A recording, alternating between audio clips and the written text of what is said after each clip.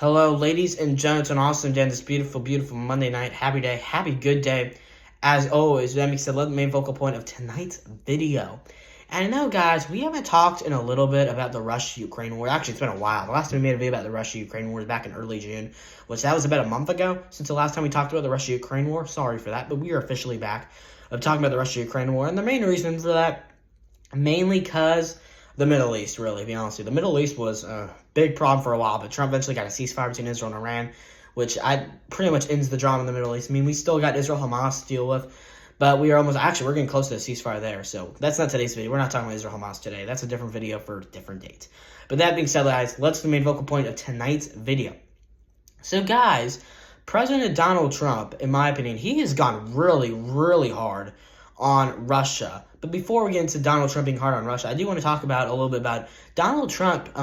Last week, I believe Monday or Tuesday of last week, Donald Trump said, it was last week, Donald Trump said that for the Russia-Ukraine war, said that we'll be sending more weapons to Ukraine. And I'm not really pro this, in my personal opinion.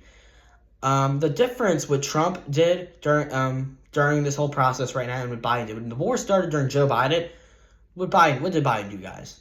He literally just funded the war between Russia and Ukraine.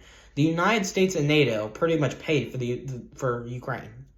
Most of the military weapons are coming for Ukraine. So, but the difference that Trump's doing, even though Trump does send weapons to Ukraine, which to be honest with you, I'm not really the biggest fan of, at least we are trying to, at least Trump's both talking to Putin and Zelensky. During Biden, that did not happen. There was no peace talks really during Joe Biden's administration. Trump, at least there is peace talks. We could all admit that. Even though, yes, guys, I'm not the biggest fan of Trump sending weapons to Ukraine. I think that needs to stop. We need to get negotiation. However, at least with Trump sending weapons to Ukraine, at least he is talking negotiation. At least he's not just what Biden did, just send tons of stuff to Ukraine, but there's no progress in the war. At least with Trump, he's making progress into the war. But anyway, guys, that's not really what I'm here to talk about. I'm mainly here to talk about President Trump has just gone absolutely hard on Russia and Vladimir Putin. And Vladimir Putin's response is really key here, because I'll tell you in a minute, for pretty much what Donald Trump's trying to do here, he just pretty much threatened Russia really hard. He's threatened if Putin does not at least get a ceasefire talk or a peace deal within 50 days, he will impose a 100% tariff on Russia imports. So that's, in my opinion, huge. And really matters here. What's Russian President Vladimir Putin's response? That's really key. Sorry, something dropped. What's really key here? That's really what's key here, in my personal opinion. What does Vladimir Putin really think here? That's really all that matters, in my opinion. I mean, not really. What am I saying? Not really all that matters, but Vladimir Putin's response is pretty key in my personal, not personal opinion, but yeah, my opinion. In my opinion, Vladimir Putin's response is really key. In my opinion, what will he react to this? We hope that Putin does, listen to Trump and, of course, get a peace deal done with Ukraine. That's easily hopefully everyone's number one goal. We want Putin to listen to Trump. If Putin, I think this is a massive win. If Putin says, "Hey, Trump, we're gonna talk to Zelensky and we are gonna get this war over."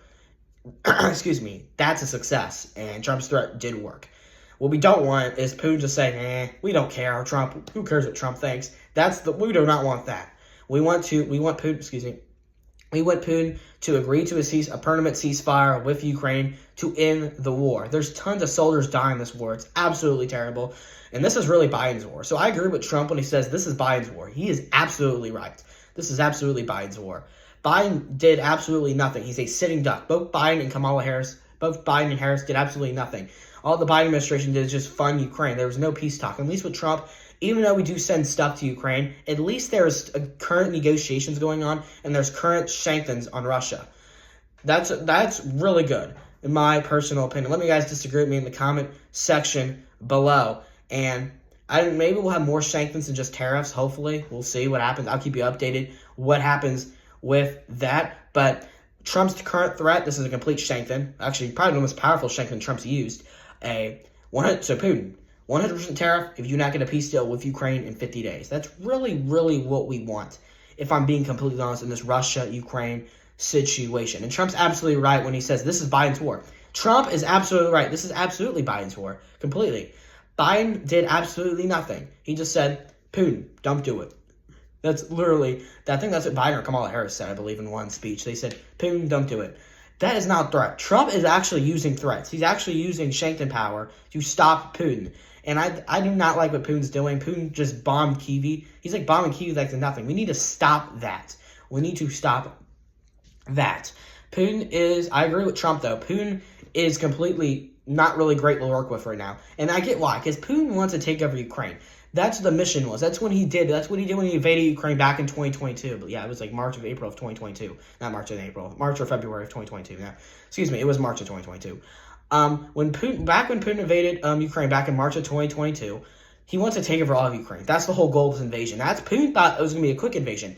It started to a 3-year war and a 3-year mess, and Putin doesn't get the message. His soldiers are dying out there.